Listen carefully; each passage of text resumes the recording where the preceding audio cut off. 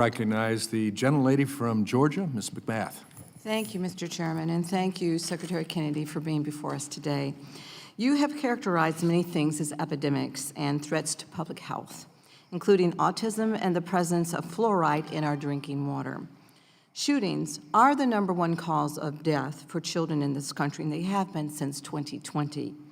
But when you were asked if gun violence was a public health crisis during your Senate confirmation hearing last year, you answered with a succinct no, which I would like to submit digitally for the record. My son Jordan Davis was murdered in a shooting at just 17 years of age.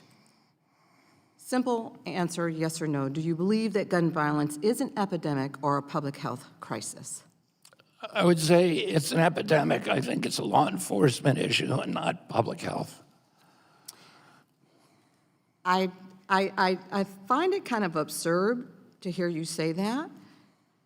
I really do.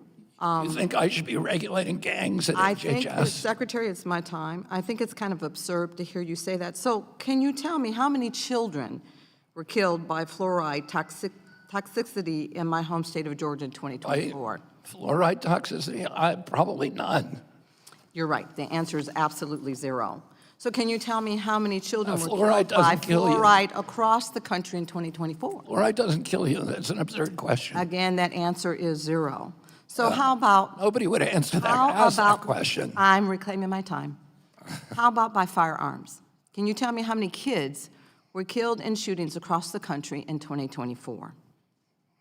You can see right behind me. I can't read it. 3,865, over 10 a day. That's more than drownings, more than car accidents, more than cancer, and certainly more than fluoride.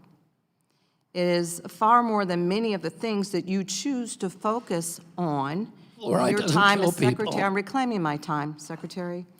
It's obvious that gun violence is an epidemic, and it is both a public health crisis. I know it, and so do the thousands of parents who are burying their kids in this country every single year. But what I don't know is how you can expect the American people to take your opinion seriously when you try to tell them that they don't need to worry about the leading cause of death for their kids. I never told them I'm reclaiming my time. While you tour the country to talk about the supposed dangers of fluoride, you should focus your efforts on things that are really killing our children in this country every single day.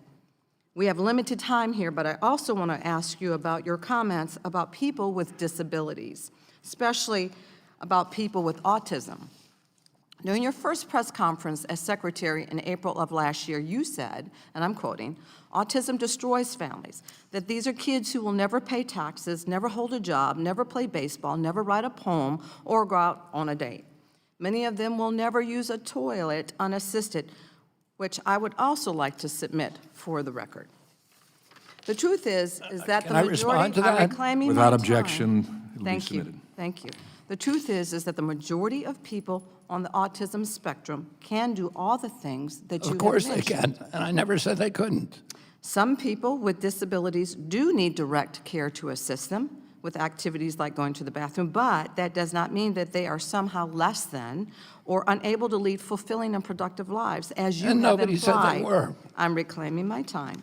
I'm asking you here today, Secretary, to apologize for spreading lies about people with autism and their families. Will you apologize for those remarks that you've made? Of course not. Then if you let me explain, I'm happy to. I was talking about people with profound autism, not people who are, who have lower impact autism. I'm talking about people who are nonverbal, non-toilet trained, head banging, stimming, toe walking. Okay, then since you Hundreds and hundreds of people have written me letters thanking what me you really for meant, those comments. since you're explaining what you really meant, can you apologize to the thousands of families that do not believe what you're just telling us now? No, because if you look at my You comments, refuse it to was clear apologize. who I was find that talking very, about. very sad. I find that very, very sad. It should be very easy for you to apologize if that's not, in fact, what you meant. Those are crocodile tears, Congresswoman. And for all the families that have children with autism, I'm very you- sad to listen, hear you say that, you wanna because deal those with families autism, are cut. dealing with the kinds of conditions that many people just don't even understand. If The you wanna- president is if trying you to wanna close deal the with autism, Department of come and talk to Education. me. If you want a that soundbite, happens, keep I'm talking. reclaiming my time. The president is trying to close the Department of Education. If that happens, services provided under the Individuals with Disabilities Education Act, including special ed, may move under your jurisdiction.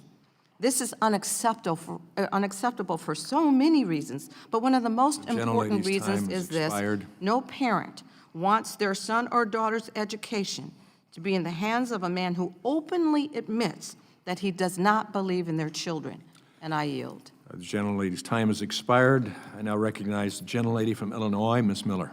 Thank you, Mr. Chairman. Mr. Secretary, would you like to respond further? I was very clear in my remarks that I was talking about about children who have profound autism. Those children are, as I described them, and in fact, yesterday, a Democrat came up to me and thanked me for what I said. I've had hundreds of people thank because these are hidden people. They are silent. The parents are so consumed by caring for them that they can't even get out and advocate. They need a voice, and I've given them that voice, and thousands of people have thanked me for it.